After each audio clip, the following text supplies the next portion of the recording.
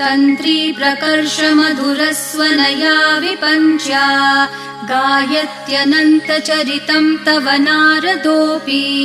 भाषा समग्रमसकृत्करचाररम्यम् शेषाद्रिशेखर विभो तव सुप्रभातम्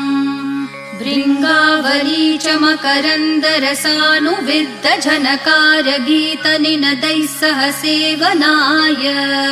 निर्यात्युपान्तसरसी कमलोदरेभ्यः शेषाद्रिशेखर विभो तव सुप्रभातम् योषागणेन वरदग्निविमथ्यमाने घोषालयेषु दधिमन्थन तीव्रघोषाः रोषात् कलिं वदधते ककुभश्च कुम्भाः शेषाद्रिशेखर विभो तव सुप्रभातम्।